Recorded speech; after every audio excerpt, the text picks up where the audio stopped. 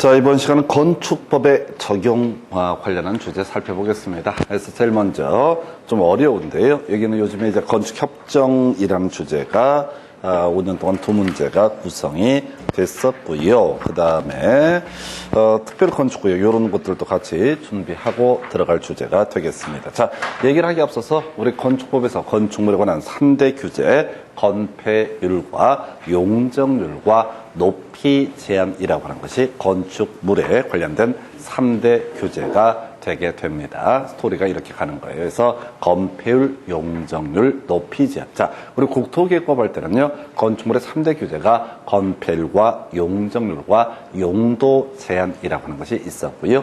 여기서는 건폐율과 용적률과 높이 제한이라고 하는 거, 이게 3대 규제가 되게 됩니다. 그래서 우리 시골이라는 개념을 몇 번 설명을 드렸습니다. 국토계획법에서 시골 얘기할 때 두 군데가 나왔었어요. 그래서 첫 번째 이슈가 도시군 기본계획 수립 의무의 면제라고 해서 수도권이 아니고 도시지역도 아닌 읍면자, 그다음에 수도권이 아니고 광역시와 경계를 같이 하지 아니하며, 그다음에 인구 10만이야 이런 세 가지 조건을 모두가 전부 다 도시군 기본계획 수립하지 아니할 수 있다. 이런 거 있었고요. 그 다음에 시골에다가, 성장관리방안 수립한다. 시골이 아닌 게 주상공지역. 이런 식의 논리 구조가 있었고요. 같은 맥락에서 시골의 경우에는 구역 지정한 다음에 개발계획 수립할 수 있다. 이렇게 논의가 됐는데, 도시개발법에서 시골 아닌 지역에서 주상공 미연지 합계가 전체 면적의 100분의 30을 초과하는 지역은 시골이 아니니까 구역 지정한 후에 개발계획 수립할 수 없다. 세 번째 주제로서 도시 지역도 아니고 지구 단위 계획 구역도 아닌 읍면 지역. 이게 이제 건축법에서 시골이라고 정의를 합니다. 그래서 이 시골에서는요, 일부 조항, 6개 조항의 적용을 폐지할 수 있는데, 그걸 외우는 게 아니라 시골에서도 최소한 건폐율과 용적률과 높이 제한 규정은 어떻다 적용을 하게 된다라고 하는 거. 요게 이제 19회 때 한번 구성이 됐습니다. 요즘은 거의 구성이 안 되고 있고요. 자, 다시 도시 지역도 아니고 지구 단위 계획구역도 아니고 동읍지역. 자, 이것도 아니다. 이렇게 세 가지 조건을 모두 갖추면 시골. 시골에서는 몇 개 조항의 적용을 폐지할 수 있는데, 건폐율과 용적률과 높이 제한이라고 하는 것은 어떻다 적용을 하게 된다. 이런 식의 논리 구조가 되겠고요. 자, 그 다음에 이제 건축협정. 요즘에 이제 두 번 나왔던 것이 건축협정이라는 개념이 되게 됩니다. 자, 이 건축협정 얘기하고요. 지난번에 30회 때는 결합건축까지 이제 같이 묶어서 가는데, 결합건축은 뒤에서 설명을 드리게 될 것이고, 이 건축협정이라고 하는 건 이런 논리 구조입니다. 자, 우리가 토지가 있으면요, 기본적으로 필지 단위로 건축법을 적용합니다. 그런데 구도심 같은 경우를 보게 되면 그런 경우 있어요. 20평짜리 토지 4개, 5개짜리 있는 경우 있습니다. 그러면 이제 아주 작은 건물들이 따닥따닥 달라붙어 있는 경우가 있어요. 그래서 옛날 건축법 할 때는 그런 식으로 건물 지었다 할지라도 지금에 와서 대지 면적이 20평이다라고 해버리면요, 기본 건폐율 거의 50%밖에 안 되기 때문에 최대 이론상 50평 지을 수 있다. 게다가 주차장이니 뭐니 이런 조항까지 규제가 들어가게 되면 사실 건물을 새로 짓는 것은 거의 불능에 가깝습니다. 그래서 낡은 구도심 같은 경우에는 새롭게 건물을 짓고 싶어도 방법이 없어요. 자, 그 토지 소유자들이 모두 땅을 합쳐서 합의를 한 다음에 이런 과정을 거치지 않으면은 실질적으로 건물 지을 수가 없습니다. 그래서 만들어진 개념이 건축협정이라는 개념이 되게 됩니다. 그래서 여러 개 토지를 마치 한 개 대지처럼 취급을 해달라라고 하는 것을 건축협정이라고 부릅니다. 그래서 처음 문제 구성할 때는요, 건축협정의 체결과 폐지라는 주제가 쟁점이 됐어요. 처음 나올 때는. 해서 건축협정을 체결할 때는요, 전원의 동의 받아야 됩니다. 그래서 소유자 전원의 동의가 있어야 어떻게 할 수 있다. 우리 5개 필지를 마치 하나의 대지처럼 취급해 주세요 라는 식의 의미. 건축협정은요, 바로 소유자 전원의 합의가 있을 때만, 이제 동의가 있을 때만 건축협정을 체결할 수 있다. 폐지까지 미리 가볼까요?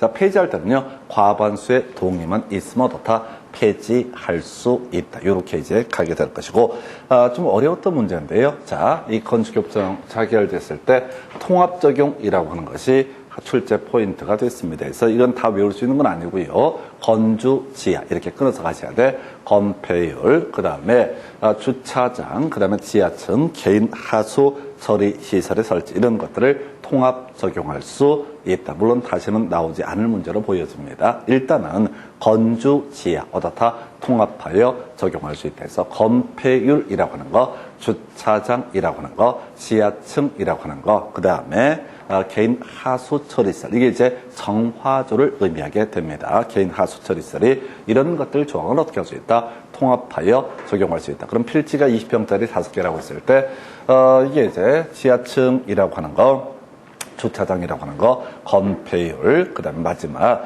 개인 하수처리시설 이런 것들을 하나의 통으로 만들 수가 있다. 이런 논리 구조에서 뭐 방법 없습니다. 건주지하 통합하여 적용할 수 있다. 그럼 이제 끝났어요. 그래서 건축협정 적용 대상 지역이라고 하는 거. 자, 이거는 개인들의 합의에 의해서 만들어지는 겁니다. 전원의 동의가 필요하고요. 폐지할 때는 어떻다? 과반수의 동의 있으면 폐지할 수 있다. 그리고 통합하여 적용할 수 있다 했을 때 건주지하 통합하여 적용할 수 있다. 이 정도로 얘기를 전개를 하게 됩니다. 그래서 건주지하 통합하여 적용을 할 수 있다라고 하는 거. 이걸로 끝나요. 자, 그리고 나서 같이 묶어서 볼게. 특별 건축 구역이라는 개념이 나오게 되는데 요 20회 때 출제가 되고요. 10년 동안 출제가 되지 않았습니다. 그래서 요것도 나올 확률이 낮아요. 근데 미주공 어떻다? 통합하여 적용할 수 있다. 해서 미술 작품의 설치, 그 다음에 주차장이라고 하는 거, 그 다음에 공원의 설치 어떻다? 통합하여 적용할 수 있다. 해서 미주공 어떻다? 통합하여 적용할 수 있다라고 하는 거. 미주공 어떻다? 통합하여 적용할 수 있다. 미주공 어떻다? 통합하여 적용할 수 있다라고 하는 것. 자, 요건 완전히 공사 문고리 잡기처럼 준비를 하셔야 돼. 이 두 개 공통적인 이슈가 뭐냐면 건축협정이라고 하는 것도 일반 교재로는요 거의 한 10페이지가 넘습니다. 특별건축구역도 한 10페이지가 넘어요. 근데 제일 마지막에 있는 주제가 뭐냐면 통합적용이라는 게 법조문 구조상 제일 뒤에 있어요. 그리고 출제위원들의 두 가지 주제에서 이 방대한 내용을 가지고 구성할 때 결국은 답을 구성할 때는 제일 마지막 주제를 얼마나 외우고 있는가 해서 바로 미주공 통합하여 적용할 수 있다. 요 개념만 하나 가시는 거예요. 그래서 요거는 지금 하나, 둘, 10년 동안 두 문제 구성했던 주제입니다. 다시 가겠습니다. 시골에서도 건폐율과 용적률과 높이 제한 규정은 적용을 하게 된다. 그 다음에 이제 건축협정이라고 하는 거, 전원의 동의로 체결하게 될 것이고요. 과반수 동의 있으면 폐지할 수 있다. 한편 건축협정이 적용이 된다라고 하는 얘기인 즉슨 바로 건축협정이 적용이 된다는 얘기는 건주지하 통합하여 적용할 수 있다. 그리고 이 문제가 나왔으니까 비교해서 기억하실 주제가 바로 미주공 통합하여 적용할 수 있다. 그래서 특별건축구역은요 사실은 건축협정과는 전혀 다른 관점의 문제입니다. 그래서 건축협정은 토지 소유자들의 결합을 해서 우리 이렇게 건축규제 적용받고 싶어요 신청하는 개념인데 비해서 특별건축구역이라고 하는 것은 국가나 지자체 입장에서 따로의 건축규제를 할 필요가 있을 때 그때 지정하는 것이 특별건축구역이라는 주제입니다. 사실은 아까 특별건축구역 하나만 해도 거의 10페이지이기 때문에 내용 읽다 보면 세월 다 놓쳐요. 어찌됐든 답이 됐던 것은 미주공 통합하여 적용할 수 있다라고 해서 미주공 설명드릴까요? 미술 작품의 설치,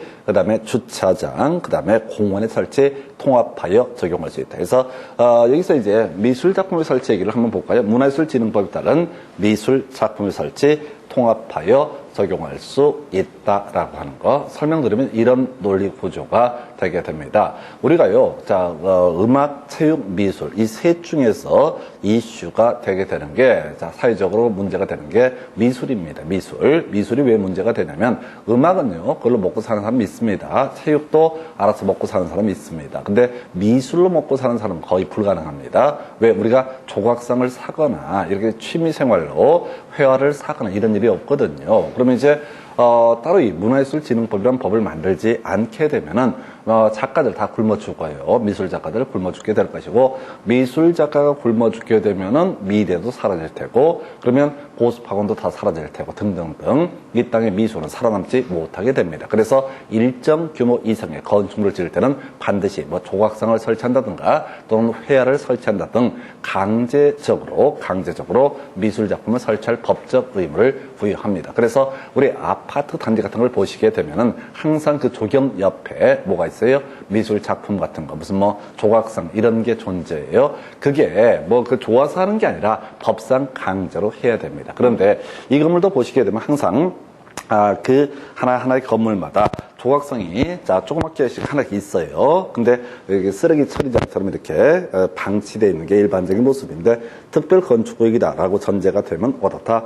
조각공원 하나 만들자, 이런 식의 논리 구조로 통합하여 설치할 수 있다. 주차장도 마찬가지입니다. 개별 건물 단위로 주차장을 확보를 해야 되는데, 이때 어떻게 할 수 있다고요? 통합하여 적용할 수 있다. 그리고 세 번째 이슈가 뭐라고요? 공원이라고 하는 거 어떻다? 이것도 규모가 더 커지면 일정한 규모의 공원을 설치할 법적 의무가 있습니다. 이건 이제 어디를 가서 보면 알 수 있냐면은 주로 대기업 사옥 등 보시게 되면 소규모 공원 등이 중간중간에 있습니다. 그것도 법적 의무예요. 그래서 기왕이 하는 것 같으면은 이 어디에서 특별 건축구역에서는 미주공 어떻다? 통합하여 적용할 수 있다라고 하는 거. 이렇게 가시는 거예요. 그래서 건주지와 통합하여 적용할 수 있다가 나왔으니까 비교해서 볼만한 것이 미주공 통합하여 적용할 수 있다. 출제 가능성 대단히 떨어지는데 방법이 없어요. 딱 이렇게 각 토픽 단위로 끊어서 가시는지. 여러분 교재 187페이지 가서 건축협정 관련한 지문들 보겠습니다. 1번이요. 건축물의 소유자들은 과반수의 동의로 건축물 리모델링에 관한 협정을 체결할 수 있다. 해서 어려웠어요. 그래서 우리 건축협정의 체결은 전원의 동의가 필요하다. 폐지할 때부터 과반수의 동의가 필요하다. 이렇게 봤었고요. 협정 체결자 또는 건축협정 운영회의 대표자는 건축협정서를 작성해서 이 허가권자, 건축협정 인가권자의 인가를 발행한다. 이게 인가권자가 누구냐면 시군구청장을 의미하게 됩니다. 그래서 우리 한꺼번에 규제해달라라고 하는 거, 요거 인가권자한테 인가를 받아야 된다. 3번이요. 건축협정 체결 대상 토지가 2 이상의 특별자치시 시군구에 걸쳐 있을 때 토지 면적이 과반이 속하는 건축협정 인가권자에게 인가를 신청한다 해서 2개 이상 토지가요. 2개 이상 행정구역에 관할구역이 걸쳐 있다. 그럼 이제 넓은 쪽, 큰 쪽을 적용한다. 큰 의미 없습니다. 그래서 제일 처음에 27회 때인가 문제 구성할 때 바로 최초로 이 문제 나올 때 과반수의 동의, 이걸 틀리게 구성을 해냈고요. 그 다음 페이지 가서요. 여러분 교재 188페이지. 핵심 지문, 협정 체결자 또는 건축협정 운영회의 대표자는 건축협정을 폐지하려는 경우 협정 체결자 과반수의 동의를 받아서 인가권자의 인가를 받아야 한다. 폐지는 어떻다? 과반수의 동의. 이걸 이제 옳게 구성을 했었고요. 건축협정 인가권자가 건축협정을 인가했을 때 지자체 공부에 그 내용을 공고한다라고 해서 큰 쟁점 안 되겠습니다. 그래서 절차에 관한 지문 공고한다. 이런 것들은 큰 이슈가 되지 않아요. 어찌됐든 27회 때 체결과 폐지라는 주제를 가지고 구성을 했고요. 그 옆에 28회 때 문제 구성. 이건 진짜 어려웠어. 해서 보니까 건축법령상 건축협정 인가를 받은 건축협정 구역에서 연접한 대지에 대해서 관계 법령의 규정을 개별 건축물마다 적용하지 않냐고 건축협정 구역을 대상으로 통합 적용할 수 있는 것만 모두 고르시오라고 해서 5번도 아니었어요. 이거는 짜증나게 해서 건주 지하라고 해서 건폐율, 지하층, 주차장, 그 다음에 이제 개인 하수, 서리설 이런 식의 문제 구성인데 실질적으로 문제 못 풉니다. 이런 것들은 처음 나왔을 때 손을 댈 수가 없었고요. 29회 때 문제 이거 진짜 까다로웠었고 28회 때 문제 그래서 스토리를 잡으면 일단 이렇게 하는 거예요. 27회 때는 체결과 폐지라는 주제를 가지고 출제가 됐고 그 다음 출제위원은 제일 건축협정의 마지막 주제인 통합 적용이라는 것을 가지고 또 답을 구성을 하게 됩니다. 그리고 나서 자, 여러분 교재 189페이지 아직 안 나왔지만은 바로 특별 건축 구역에서 통합 적용 이것만 외우자고 그랬어요. 거의 나올 가능성 낮지만은 미주공 어떻다 통합하여 적용할 수 있다. 이것도 이제 앞에 28의 문제처럼 바로 자 박스형 문제를 구성해서 통합 적용할 수 있는 것끼리 연결하시오. 근데 이제 미주공이 전부가 되게 됩니다. 그래서 요 정도까지 이렇게 살펴보셨고요. 그래서 여기는 하여튼 그래요. 지금 통계적으로 10년 동안 2번 출제가 됐었고 그 이슈는 건축협정이라는 주제를 가지고 쟁점을 삼아냈습니다. 자, 그리고 나서요. 자, 이제 건축물부터 먼저 간단히 설명드릴게요. 좀 이따 뒤에 나올 텐데 건축물이라고 하는 것의 정의 토지정착하는 공작물 가운데서 지붕과 기둥 또는 벽으로 이루어져 있는 것을 뭐라고 한다? 건축물이라고 정의를 합니다. 그래서 토지는 반드시 있어야 되고요.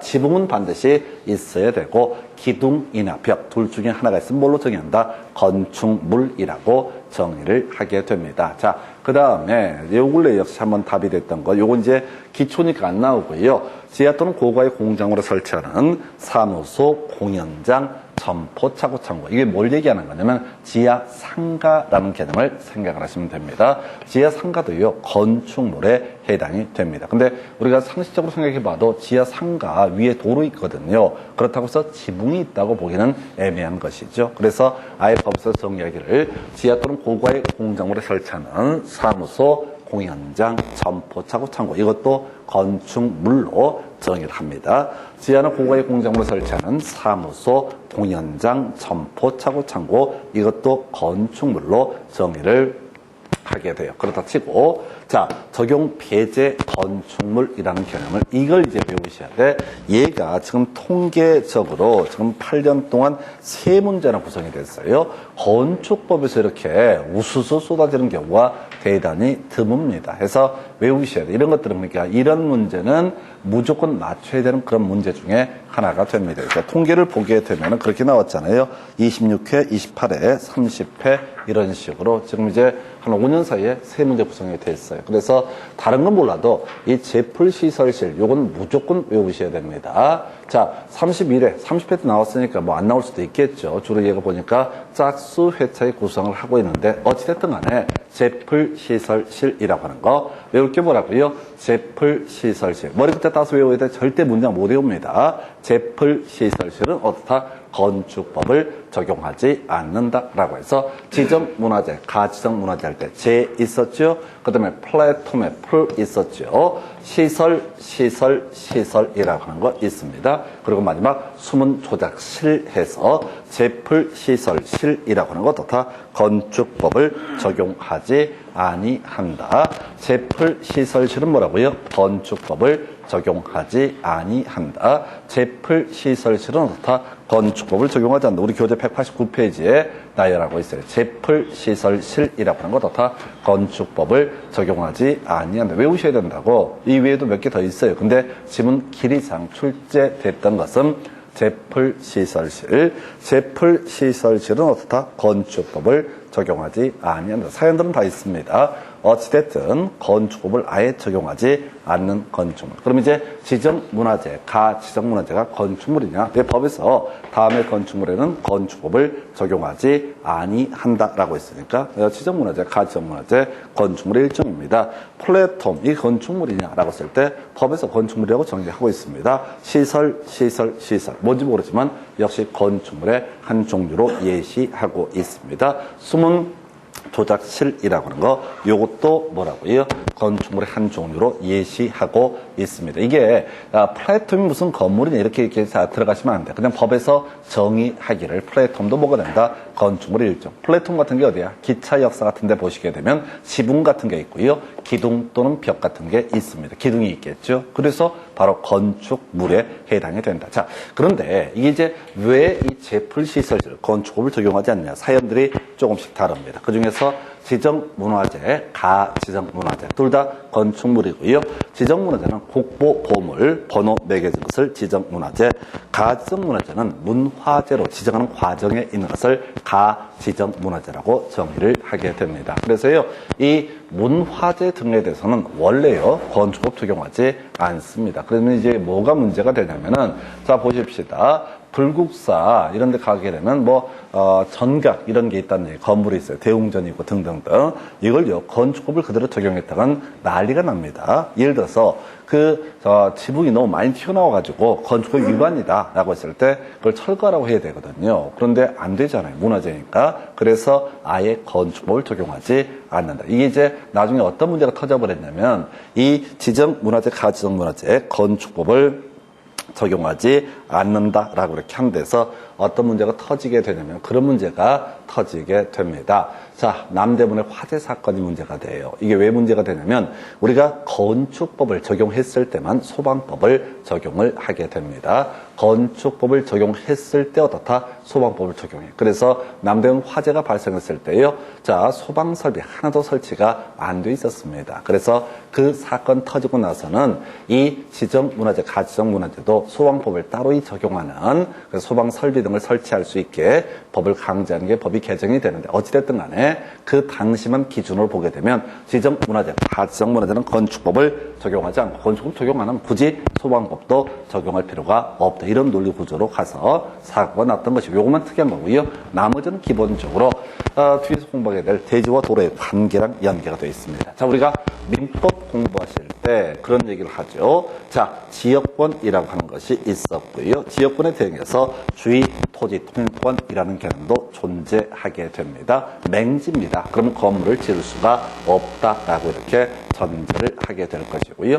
자, 이 맹지에 대해서 건물을 지을 수가 없다. 자, 그럼 건물 지으려면 건물을 못 짓는 이유가 맹지라서 건물을 못 짓는 것이 아니라, 부동산 학계론에서는 맹지니까 건물을 못 짓는 토지를 결과적으로 맹지라 부른다. 이런 얘기가 될 것이고, 건축법에서는 대지가, 이 문제의 토지가 도로에 2m 이상 접해 있을 때만 건물을 지을 수가 있다. 이렇게 논리 체계를 잡게 됩니다. 그래서 자, 이 맹지 건물 지을 수 없거든요. 맹지 건물 지을 수 없고, 그래서 지금 건물 지을 수 없는 토지에 생명력을 불어넣는 방법은 이런 게 있습니다.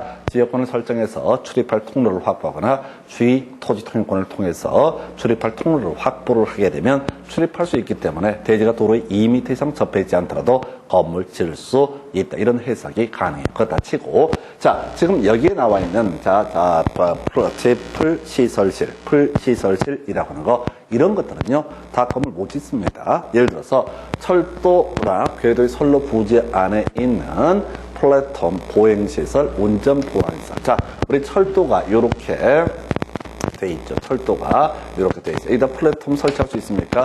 할 수 없습니다. 왜? 대지가 도로에 2m 이상 접해 있지 않기 때문에. 대지는 도로에 몇 미터? 2m 이상 접해 있는데 양쪽에 철도가 있기 때문에 도로와 접할 방법이 없다고요. 그래서 결과적으로 맹지가 되게 됩니다. 근데 플랫폼 설치를 해야 되잖아요. 그러니까 아예 어떻다? 건축법을 적용하지 않는다.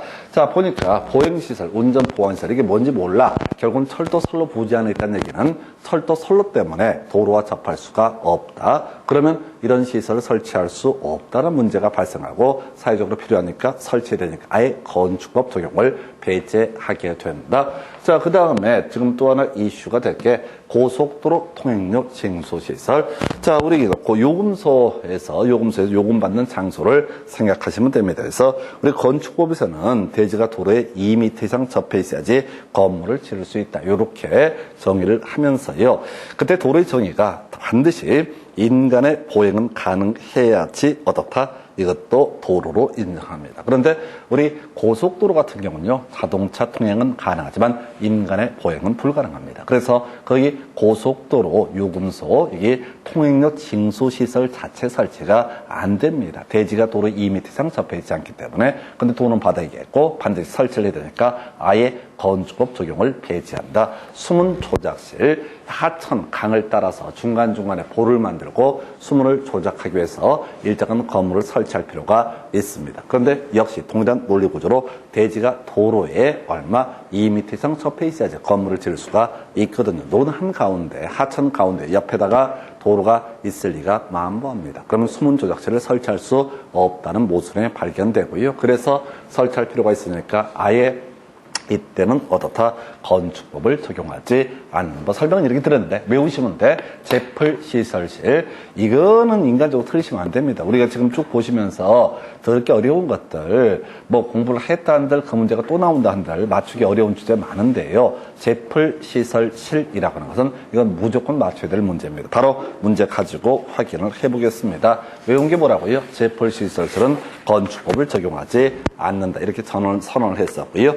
교재 190페이지 1번 문제. 건축법 적용하는 건축물이 아닌 것은 해서 결국 뭘 골라라? 적용하는 것을 고르시오라는 문제가 되게 됩니다. 왜? 법에서는 적용하지 않는 건축물은 예시하고 있으니까 4개를 틀리게 만들 수는 없잖아요. 그럼 이제 적용하는 건축물을 고르시오. 그럼 이제 제풀시설실 아닌 것을 고르시오. 이렇게 푸는 거예요. 이 문제를 풀어갈 때는 뭐가 나올지 몰라 답으로. 해서 제풀시설실 아닌 걸 고르시오. 이렇게 풀어야 된다고요. 해서 1번 지정문화재 나와 있죠. 그 다음에 2번 지문에 시설 나와 있습니다. 3번 시설. 그 다음에 5번에 플랫폼 나와 있죠. 제풀시설실 아닌 건 뭐가 된다? 4번. 이런 식의 문제. 2번 문제. 건축법의 적용을 받는 것은 이렇게 되어 있어요. 그럼 결국 우리가 배웠던 건 제풀시설실은 어떻다? 건축법의 적용을 받지 않는다. 제풀시설실 아닌 걸 고르시. 답은 몇 번? 1번. 2번에 시설 나와 있죠. 3번에 재 나와 있죠. 4번에 시설, 5번에 실 나와 있습니다. 이렇게 문제를 풀어간다고. 그래서 제풀시설실은 건축법을 적용하지 않는다. 이렇게 가야겠고요. 3번 문제예요. 건축법을 적용받지 않는 건축물을 모두 고르시오. 라고 되어 있죠. 자, 외우면 그대로 갑니다. 플랫폼, 시설, 시설자, 시설 나와 있죠. 그래서 모두 어떻다? 건축법을 적용하지 않는다. 이건 외워서 쇼부를 봐야 돼. 제풀시설실은 어떻다? 건축법을 적용하지 않는다. 제발 읽으시면 안 돼. 외운 거 그대로 대입. 끝머리만 살살살 끊어서 가서 읽어야 되지. 이걸 읽게 되면은 생전 듣도 보도 못한 얘기가 있고 혼자서 상상의 나를 펼치시면 끝장납니다. 이건 그냥 기계적으로 제풀시설실 어떻다? 건축법을 적용하지 않는다라고 하는. 그럼 이제 이 문제 나왔으면 극단적으로 나올 문제가 뭔지 아세요? 다음 중 건축법을 적용하는 것끼리 연결한 것은 이렇게 나오겠죠? 그러면 거기서 뭘 빼야 된다? 제풀시설실을 제외한 나머지는 어떻다? 건축법을 적용을 하게 된다. 이렇게 하는 거예요. 요건 이제 딱 틀이 정해져 있어요. 그래서 자, 제풀시설실은 어떻다? 건축법을 적용하지 않는다라고 하는 거. 이건 인간적으로 틀리시면 진짜 안 됩니다. 30회 뭐 시험 보신 분들 중에서도 최소한 이거는 틀리시면 안 되죠. 그래서 나머지 찍어서 못 맞추고 이건 별개의 문제로 이건 틀려서는 진짜 인간된 도리입니다. 그래서 그렇게 설명을 드렸고요. 그 다음에 이제 우리 교재 192페이지 가서 자, 용어등. 그래서 아까 이제 한번 봤던 얘기 있었죠. 지하 또는 고가의 공장으로 설치하는 사무소, 공연장, 점포차고 창호 등도 다 건축물의 한 종류가 되게 된다라고 해서 여러분 자 그렇게 보셨고 그 다음에 이제 지금 이거 자 그 층수 높이 기준에서 한번 볼 텐데 미리 말씀드리면 별로 중요치 않습니다. 그래서 중요치 않은 이유는 답을 안 뽑고 있으니까 안 중요해서 고층 건축물은요 30층 이상이거나 높이가 120m 이상인 건축물. 그 다음에 두 번째, 초고층 건축물은 50층 이상이거나 높이가 200m 이상인 건축물. 준초고층 건축물은 고층 건축물 가운데서 초고층 건축물이 아닌 것을 말한다. 이렇게 이제 정의를 하게 됩니다. 그래서 이걸 통해서 우리가 뒤에서 필요한 개념인데 요즘엔 잘 내지 않는데 층고라고 하는 거 한 층당 기본 4m라고 계산을 해 주시면 됩니다. 층고라고 하는 한 층당 기본 몇 미터? 4m. 그러니까 3, 42, 5, 4, 20 이런 식으로 해서 50층 200m, 30층 120m 이런 식의 숫자가 나오게 됩니다. 근데 이것도 그래요. 이런 거 보실 때 자, 제일 미련스럽게 공부하는 방법이 준초고층 이런 것들 읽어보고 해석하시면 안 돼. 교재에다 다 분석을 해놨어요. 그 얘기는 시험에 안 나오는 것들은 제발 신경 쓰지 마시라고 해서 이 고층 건축물 말고 준초고층은 말이 안 돼요. 예를 한번 들어볼까요? 어떤 건축물이 40층짜리 건축물이다라고 전제를 해보겠습니다. 40층짜리 건축물이다. 그럼 얘는 고층 건축물에 해당이 됩니다. 30층 이상에 해당이 되니까. 근데 40층짜리 건축물은 어디에는 해당되지 않는다. 초고층 건축물은 해당되지 않는다. 그럼 이제 40층짜리 건축물은 뭐가 된다? 준초고층 건축물이 된다. 이런 식으로 해석하시면 개판돼 버립니다. 말이 안 되잖아요. 처음에 40층짜리 건축물은 어디에 해당한다? 고층 건축물이다. 근데 말장난 좀 하다 보니까 40층짜리 건축물은 뭐가 된다? 준초고층 건축물이 된다. 그러면 40층짜리 건축물은 고층 건축물에 해당됩니까? 준초고층 건축물에 해당이 됩니까? 이런 게 시험에 안 나온다고. 그러니까 해석을 하면 안 돼요. 법조문 자체가 개판이에요. 그런데 이렇게 법을 만들더라도 별 문제가 되지 않는 이유가 뭐냐면 이것 때문에 스트레스 받는 사람은 세상에 없어요. 왜? 세상에 이 고층이나 초고층이나 준초고층 때문에 고민을 하는 사람은 대한민국이 1년에 많아봤자 15명도 안 됩니다. 그리고 행정청 공무원들하고 협의해가면서 해야 될 문제이기 때문에 법의 정의를 보면서 이것이 40층이 준초고층일까 또는 고층일까 이런 쓸데없는 생각을 할 필요도 없고 기회도 주어지지 않아요. 그래서 공법이라고 하는 것은 기본 논리 구조가 뭐냐면 이게 실무적인 요소예요. 실무적인 요소고 그 다음에 이제 실무적인 요소도 실제 공무원들이 알아서 할 문제이기 때문에 법적으로 앞뒤가 모순이 되더라도 이걸 시비를 걸 이유가 없다. 근데 이제 일부 수험생들이 머리를 굴려요. 해서 막 생각을 해. 고층 건축물과 초고층 건축물의 관계에 대해 준초고층에 대해서 생각을 하시는 거. 그건 머리 나쁜 겁니다. 왜? 단군이 나라 만들고 한 번도 시험에 안 나왔거든요. 이런 것들을 분석하지 마시고 그냥 기계적으로 그럴 시간에 제풀, 시설실 이런 식으로 기계적으로 외워서 시험을 보셔야 돼. 그래서 그 정도가 되겠고요. 자, 일단은 그 지문 먼저 한번 정리해 볼까요? 자, 여러분 교재 192페이지에 나와 있는 거. 자, 보니까 지하에 공정으로 설치하는 점포는 건축물에 해당하지 않는다 해서 지하 또는 고가의 공정으로 설치하는 사무소, 공연장, 점포, 차고, 창고는 다 건축물에 해당된다. 굳이 출제하는 기술도 그렇잖아요. 앞에서 우리 건축물의 정의를 할 때 이런 식이었어. 토지에 정착하는 공작물 가운데서 지붕과 기둥 또는 벽. 이건 시험에 안 나와. 너무 쉬우니까. 다만, 고가 또는, 지하 또는 고가의 공작물을 설치하는 사무소, 공연장, 점포, 차고, 창고. 이런 것이 어떻다? 건축물. 두 번째 정의를 가지고 문제 구성이 됐고요. 고층 건축물 30층 이상이거나 높이가 120m 이상인 건축물. 이렇게만 밖에 안 나온다고 해서 큰 의미가 없다. 어찌됐든 건축물을 한번 답으로 구성을 했었고요. 그 다음에 이제 거의 머리 터져버릴 것이 다중이용 건축물하고요. 준다중이용 건축물의 종류를 따지는 것이 하나의 이슈. 의미는 그렇습니다. 다중이용 건축물, 사람들이 많이 이용하는 건축물, 뭐 이런 취지고요. 준다중이용 건축물은 다중이용 건축물보다는 규모가 좀 작지만 역시 사람들이 많이 이용하는 건축물, 이걸 준다중이용 건축물이라고 부릅니다. 그래서 여러분 교재 보니까 다중이용 건축물에서 층수 기준 16층 이상인 건축물 하나 나와 있고요. 그 다음에 종류가 더럽게 많습니다. 해서 거기 정의가 바닥 면적 합계 5,000제곱미터 이상으로서 다음에 어느 하나에 해당하는 건축물은 어떻다? 다중이용 건축물이다. 종류 다 외우시면 되게 좋겠죠. 못 외워요. 그래서 아직 안 나왔지만 거기 법조문에 괄호 열고 동식물원 제외라고 돼 있죠. 이걸 외울 수 없어요. 다중이용 건축물의 종류를 외울 수 없으니까 거꾸로 치고 들어간 거야. 동식물은 어떻다? 다중이용 건축물이 아니다. 이건 이제 몰빵하는 겁니다.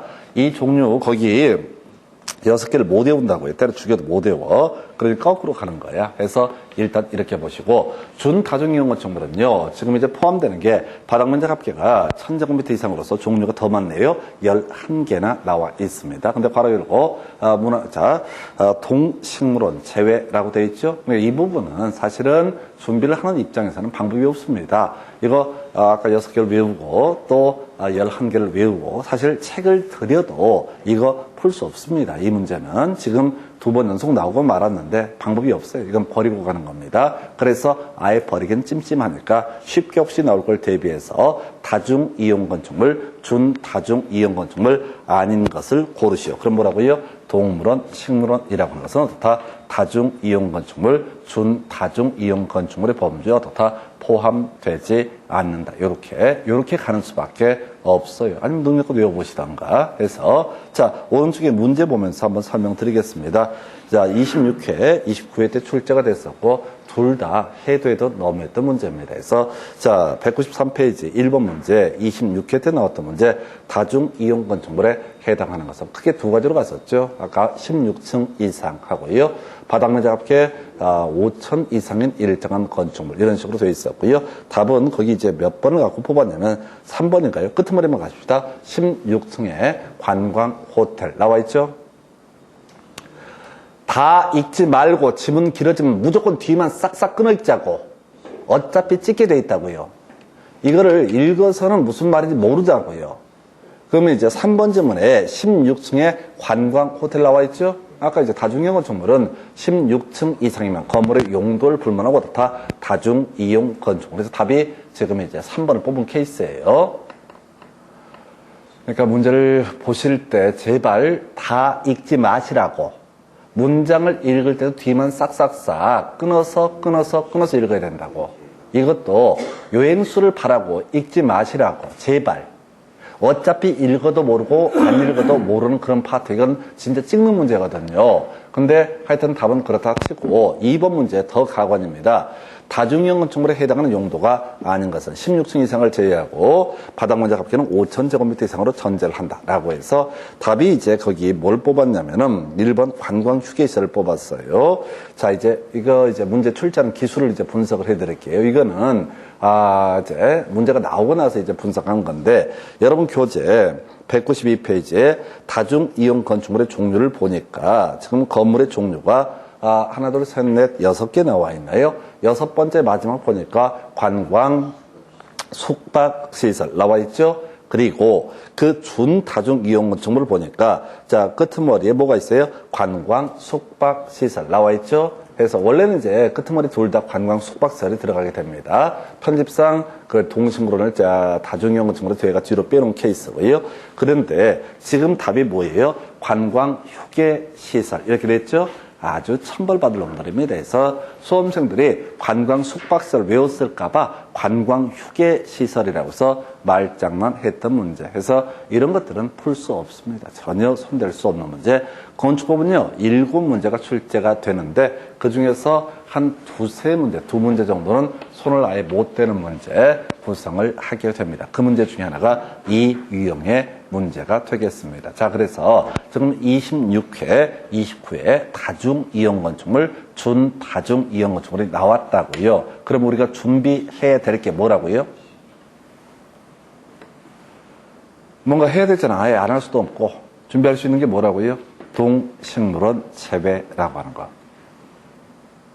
아까 다중이용 건축물 괄호 열고 동식물원 제외, 그 다음에 준다중이용 건축물의 모 제외, 동식물원 제외라고 돼 있잖아요. 그러니까 이거를 다 외웠다고 쳤을 때 다 지금 다중이용 건축물이나 준다중이용 건축물에 있는 것만 종류를 쓰고 있는데 그 중에 뭐는 제외한다? 동식물원 제외. 동식물원이 나온다 이런 얘기를 드리는 게 아닙니다. 아예 안 하기는 찜찜하고 그렇다고 6개 또는 11개의 종류를 외우십시오라고 한다 한들 외워지지 않습니다. 그래서 자, 사람들이 아무리 바글바글하고 규모가 크다 할지라도 동물원, 식물원이라고 하는 것은 어떻다? 다중이용 건축물 또는 준다중이용 건축물에 어떻다?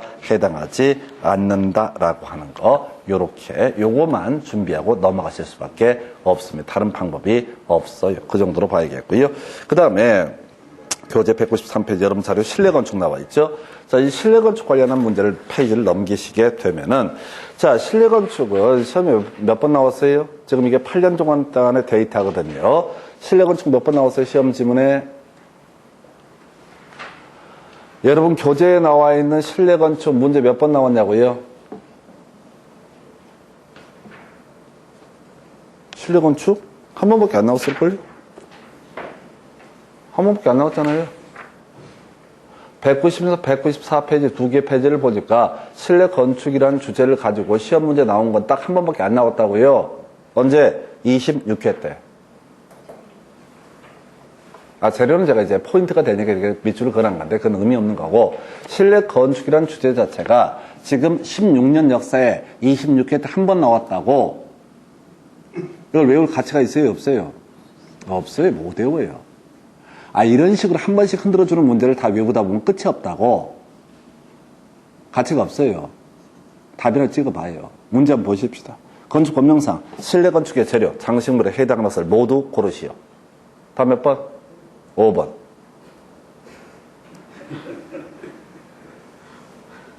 웃을 일 아닌데요. 웃을 일 아닌데. 거의 90%의 확률이라고요.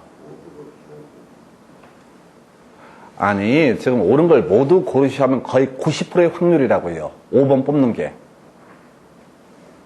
그러니까 지금 무슨 얘기를 하려고 하냐면, 실내 건축의 재료니 질환이니 이런 문제가 단군이 나라 만들고 처음 문제를 구성을 했다고, 출제위원이. 기존에 한 번도 안 나왔던 문제를 가지고 구성을 했다고요. 그래서 어딘간 답이 있을 거 아니에요. 어딘간 답이 있다고요. 근데 2번, 3번, 4번 내게 되면, 아까 제풀 시설실 같은 경우는 다양한 형태로 구성을 해요. 여러 번 내니까 기존 문제랑 좀 다르게 구성하려고 몸부림을 친다고. 그런데 실내 건축 죄를 출제할 때는 출제인이 아주 마음이 편안합니다. 어차피 수험생은 다 뒤지게 돼 있으니까. 단군이 나라 만들고 한 번도, 곰 뱃속 기어 나오는 후로 한 번도 안 냈다고. 이런 문제 특징이 뭐라고요? 옳은 걸 모두 고르시오. 출제위원들이 귀찮아서 뭘 바꿔치기 안 한다고요. 다음 몇 번? 5번.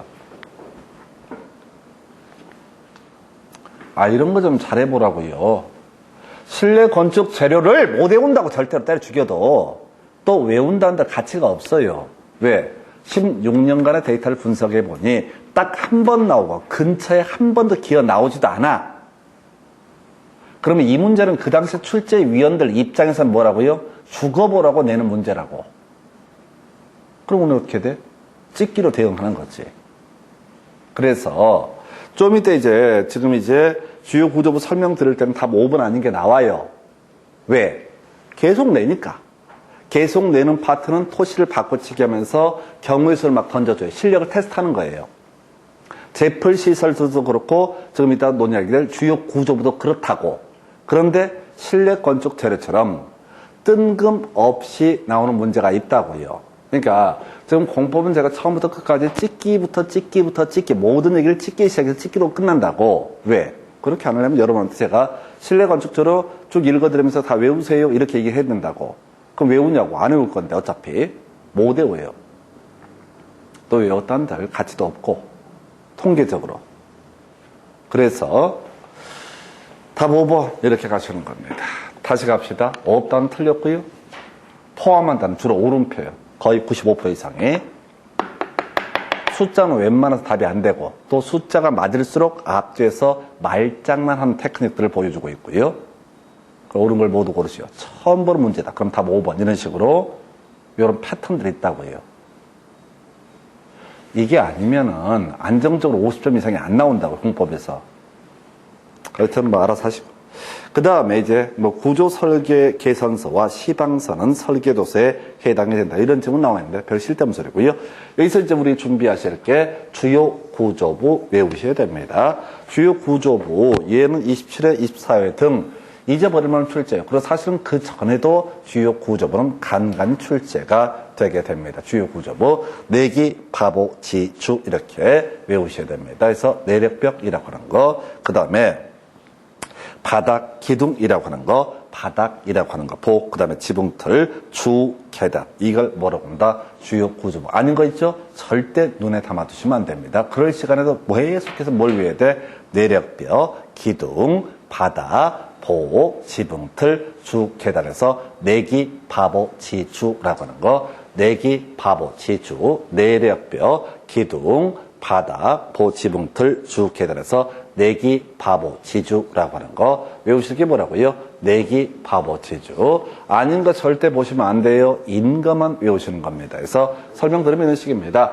자, 우리 구조물의 구조를 보게 되면은 제일 먼저 바닥 있게 될 것이고요. 그 다음에 기둥 세우게 되겠죠. 기둥이라는 걸 세우게 될 겁니다. 그 다음에 이제 기둥과 기둥 사이에서 하중을 받쳐주는 것을 내력벽이라고 정의를 하게 됩니다. 그 다음에 바닥이 있었고 기둥이 있었고 보라고 하는 것은 기둥과 기둥 사이 위에서 하중을 수평으로 분산시키기 위한 나무를 가리켜서 보라고 얘기를 합니다. 그 다음에 지붕틀이라고 하는 거, 지붕틀은 뭐냐면요, 목조 건축물 보통 사찰 같은 것을 보시면 됩니다. 그래서 목조 건축물 보게 되면요, 삼각형 모양으로 지붕이 유지가 되고 있습니다. 그 안에는 삼각형 모양의 나무가 있다고 합니다. 그걸 이름하여 지붕의 틀을 유지해 주는 것, 뭐라 부른다? 지붕틀이라고 부르게 됩니다. 예, 그래서 마지막 주 계단까지 내기 바보 지주 이렇게 정의를 하게 됩니다. 그래서 내기 바보 지주라고 하는 거 정확히 외우셔야 돼. 거기 뭐 작은 bon이 최하층 바닥이니 뭐 이런 게 쭉 주요 구조부가 아닌 게 예시가 되게 되는데 이건 그냥 무조건 뭘 외워야 된다. 내기 바보 지주라고 하는 거. 여러분 교재 몇 페이지? 195페이지 지문 가지고 설명을 드리도록 하겠습니다. 그래서 주요 구조부에 해당하는 것은 해서 내기 바보 지주, 내력벽, 기둥, 바닥보, 지붕틀 답 몇 번? 4번 이렇게 가게 되는 거죠. 주 계단까지 해서 답은 4번 이렇게 구성하고요. 27회 때 주요 구조부에 해당하지 않는 것을 모두 고르시오 라고 되어 있습니다. 해당하는 것만 외우셨습니다. 지붕틀 주요 구조부, 주 계단도 주요 구조부, 나머지가 다 주요 구조부가 아니다. 그래서 얘가 답이 5번이 안 된다고 지난번 문제를 짜깁기 해서 구성을 하기 때문에 토시를 조금씩 바꾼다고 모두 고르시오인데 5번이 답이 아닌 이유가 여기에 있다고요. 그래서 여러분들 시험 보실 때 자 3전 처음 보는 문제 있습니다. 거의 뭔 소리를 묻는지 전혀 알 수 없다. 모두 고르시오. 그러면 항상 그냥 5번 찍는다라고 이렇게 가시는 게 좋아요. 가끔 5번이 답이 아닐 수도 있어. 아까 자 어디에서 나왔었냐면 28회 때 구성됐던 문제 중에 하나가 건주지하 통합하여 적용할 수 있다 해서 건축협정 적용 대상 중에서 통합 적용 답 5번 아니었어요. 근데 문제는 어차피 찍는 입장에서는 많은 변수를 생각하지 마시라고 어차피 외우지 않았으면 풀 수 없거든요. 풀 수 없을 때는 그냥 편하게 찍고 딴 문제 그나마 좀 알 수 있는 것들에 집중을 하는 게 필요합니다. 그냥 막연하게 읽어보시면 안 돼요. 그래서 하여튼 알아서 판단하시는 문제고 일단 기본 구조 내기 바보 지주라고 하는 거. 자 지하층 가볼까요? 지하층이 이게 요 근래 출제 안 되고 있는데 전에 이제 지하층이라는 주제를 가지고 설명드릴 때 자 이게 이제 한 10년 넘었어요. 지하층이 주로 이슈가 됐던 적이 자 거의 10년 차가 되는데 일단은 지하층은 겁나 길어요. 그래서 외우기가 힘들어요. 그래서 외울 게 뭐냐면 다 문장을 읽으시면 안 돼. 그 물건 읽어봤자 아무 의미가 없어. 외울 수 없는 것들은 시도 안 하는 게 정신 건강에 이롭습니다. 외우시렇게 평균 높이가 층 높이의 2분의 1 이상. 밑줄 그어놨죠? 평균 높이가 층 높이의 2분의 1 이상. 평균 높이가 층 높이의 2분의 1 이상. 평균 높이가 층 높이의 얼마? 2분의 1 이상. 이걸 뭐라고 그런다? 지하층이라고 부릅니다. 먼저 외우시라고 의미 세개봤자 돌아서면 다 잊어먹게 돼 있어요. 그래서 평균 높이가 층 높이의 2분의 1 이상. 평균 높이가 층 높이의 2분의 1 이상. 평균 높이가 층 높이의 2분의 1 이상. 개념 설명하면 이렇습니다. 반지하 생각하시면 됩니다. 그래서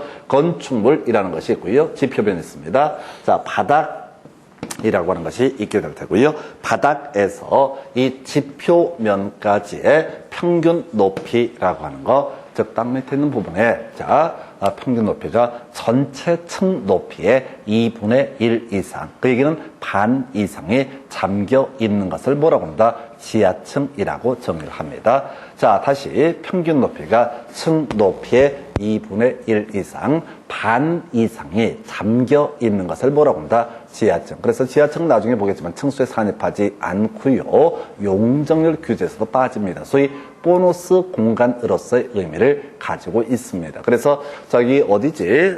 강서구, 화곡동 일대 이런 데가 지하층이 되게 많습니다. 그게 이제 상대적으로 좀 형편이 좀 어려운 분들이 많이 살고 있는 동네이고요. 그러다 보니까 지하층 방 하나 만들어서 월세, 전세 받을 수 있거든요. 그런데 이제 저지대다 보니까 자꾸 이제 침수 이런 사태가 터지고 요즘엔 좀 그런 보도가 없는데 하여튼 자 지하층 뭐라고요? 평균 높이가 층 높이의 2분의 1 이상.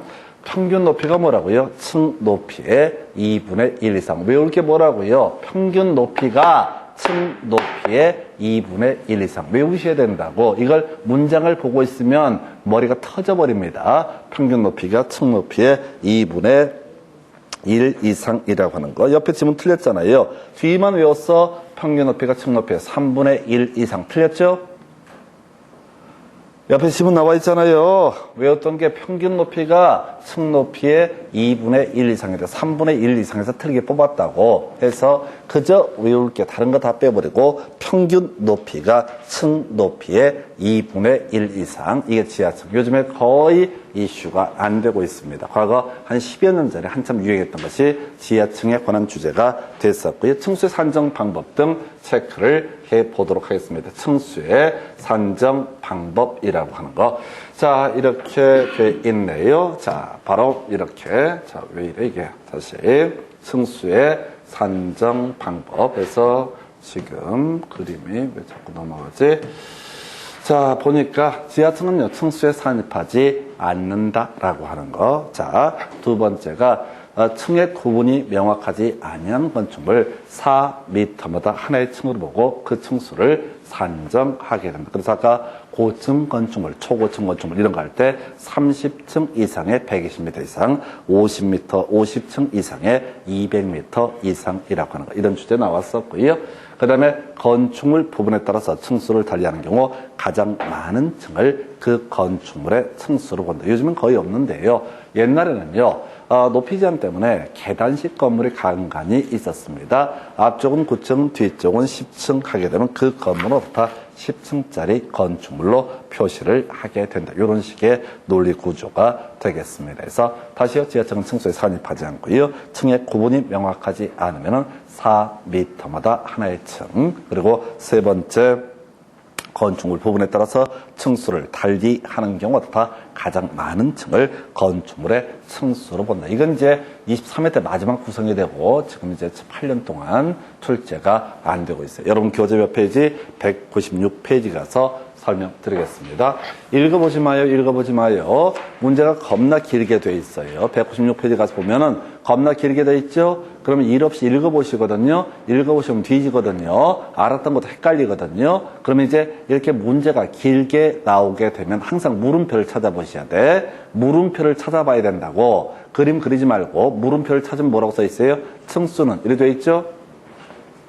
층수는 이렇게 돼 있잖아요. 그러면 시험 문제를 풀 층수는 이렇게 나오면 생각을 해야 돼. 읽어보지 마시라고. 읽었던 거 알았다가도 지문 읽다 보면 뭔 소리인지 헷갈려 버리니까 지하층은 층수에 산입하지 않는다. 건축물 부분에 따라 층수를 달리하는 경우 가장 많은 층을 그 건축물의 층수로 보게 된다. 그리고 층의 구분이 명확하지 않으면 다 4m마다 하나의 층으로 보고 층수를 산정하게 된다라고 하는 거 세 가지. 다시 생각을 해야 된다고. 그 문제 풀어봐봤자 24, 25, 26, 27, 28, 29, 30까지 한 번도 안 나왔다고. 한번 풀어보는 게 중요한 게 아니라고요. 기본 맥락을 외우셔야 돼. 자, 다시 갑시다. 지하층은 층수에 산입하지 않는다.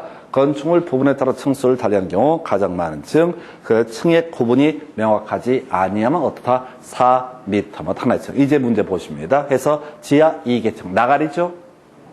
지하 2계층이고 나와 있잖아요. 이건 어차피 의미가 없어. 지하층은 층수에 산입하지 않는다. 두 번째, 층의 구분이 명확하지 아니한. 스톱! 그러면 어떻게 한다? 4m마다 하나의 층. 그래서 숫자 보니까 12m 하고요. 얼마? 16m 나와 있죠? 12m하고 16m가 나와 있잖아요. 층의 구분이 명확하지 않냐면 어떻다? 4m마다 하나의 층이니까 하나는 3층, 하나는 4층. 그래서 이 건축물의 층수는 몇 층이 된다? 4층. 이렇게 푸시는 거야. 이걸 일 없이 지하 2계층이고 이렇게 시작하면은 나중에 몇 개 외웠던 그 지식마저도 헷갈리게 된다고. 300제곱, 600제곱미터 중에서 300제곱미터는 12m이고 나머지 300은 16m이고 이렇게 가시면은 머리 터져버린다. 막 그림 그리기 시작해. 그래서 몇 층인가? 아니요. 다시 기본 정의를 외우셔야 돼. 자, 23m 나오고 그거로 안 나왔다고요. 3개를 외워야 된다. 지하층은 층수에 산입하지 않는다. 그리고 자, 층의 구분이 명확하지 아니하면 4m마다 하나의 층으로 산정한다. 12m, 16m면 3층에 4층 이렇게 가게 될 것이고요. 그리고 세 번째 이슈가 되는 게 뭐라고요? 층의 구분이 건축물 부분에 따라서 층수를 달리하는 경우 가장 많은 층을 건축물의 층수로 산정을 하게 된다. 이렇게 정리를 하게 됩니다. 그래서 답 몇 층이에요? 4층 이렇게 가는 거예요. 그러니까 지금 문제 길어지면 제발 읽지 마시라고. 문제 길어지면 사람들이 본능적으로 읽거든요.